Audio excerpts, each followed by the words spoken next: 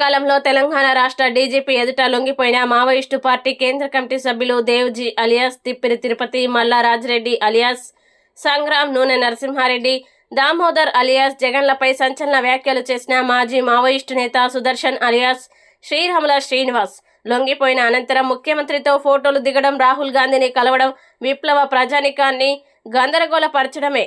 రివార్డుల కోసం డబ్బులను ఎక్కువ డిమాండ్ చేయడం పాలక వర్గాల ముందు మోకరిల్లడమేనని విమర్శించారు. దేవ్జీ తనతో పాటు లొంగిపోయిన కామ్రేడ్స్ అందరికీ అభినందనలు. అయితే నిజానికి ఇదే ఆలోచన ఒక సంవత్సరం ముందు చేసినట్లయితే అనేక మందిని కాపాడుకోవడానికి అవకాశం ఉండేది. సుదీర్ఘ విప్లవానుభవం ఉన్న నాయకులు డజన్ల సంఖ్యలో చనిపోవడం అనేది భారతదేశ విప్లవ చరిత్రకు పెద్ద నష్టం కలిగించింది. ఇప్పటికైనా సరెండర్ అయి రాజ్యాంగబద్ధంగా కార్యాచరణ కొనసాగిస్తాం, రాజకీయ పార్టీని ఏర్పాటు చేస్తాం అనే దాంతో చెప్పటం మంచిది. ఇందుకు సంబంధించి గతంలో నేను అనేక వీడియోలలో కూడా మారిన పరిస్థితులకు అనుగుణంగా నిర్ణయం తీసుకోవాలని దాంతో అప్పీల్ చేయటం జరిగింది. అయితే సరెండర్ అయిన తర్వాత మీ మాటలు, మీ కార్యాచరణ చూసినప్పుడు అది సభ్య సమాజం అసహించుకునేలాగా ఉంది. ₹1,00,00,000 రివార్డు కానీ 5 ఎకరాల ల్యాండ్ కానీ కావాలని కోరడం చాలా సంకుచిత, అవివేకమైన ఆలోచన. నిజానికి గత 40 సంవత్సరాలకు అనేక మంది అనేక త్యాగాలు చేస్తూ అనేక నిర్బంధాలకు గురై జైళ్ళకు పోయి కుటుంబాలు నానా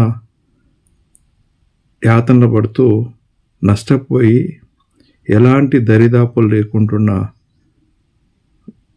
వేలాది కుటుంబాలకు సంబంధించింది ఆలోచించాల్సిన కాడ సరెండర్ అయిన వాళ్లకు ₹1,00,00,000 ఇవ్వాలని, లేదా నాయకత్వంలో ఉన్నవాళ్ళు, మరి ముఖ్యంగా నాయకత్వంలో ఉన్న వాళ్ళు సరెండర్ అయిన తర్వాత డబ్బులు తీసుకోవటం అనేది సరైంది కాదు. ముఖ్యంగా విప్లవోద్యమంతో ఉండి అనేక కష్ట నష్టాలకు వచ్చి దిగజారిపోయిన కుటుంబాల విషయాలని సీరియస్గా ఆలోచించాల్సిన అవసరం ఉంది. ఇంకొక విషయం ఏంటంటే, ముఖ్యమంత్రితోటి ఫోటోలు దిగటం లేదా రాహుల్ గాంధీతోటి కలవటం ఇవన్నీ కూడా విప్లవ శ్రేణులని, విప్లవ ప్రజానికాన్ని గందరగోళానికి గురి చేయడానికి తోడ్పడతాయి తప్ప ఏదైతే రాజ్యాంగబద్ధంగా పనిచేయాలనుకుంటుండ్రో ఆ పని చేయడానికి కావాల్సిన కన్సాలిడేషన్ కొనసాగించకుండా, సంఘటితం కాకుండా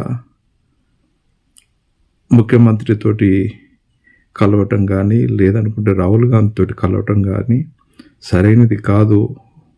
పునరాలోచించాలని కోరుతూ, మీరు రాజ్యాంగబద్ధంగా ఏదైతే పనిచేస్తామంటుండ్రో రాజకీయ కార్యాచరణని ప్రకటించండి.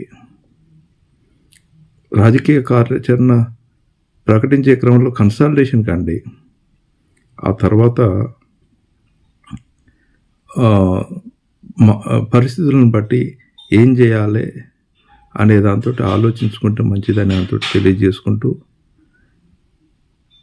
విప్లవ అభినందనలతో మీ శ్రీరాముల శ్రీనివాస్ ఎలియాస్ సుదర్శన్.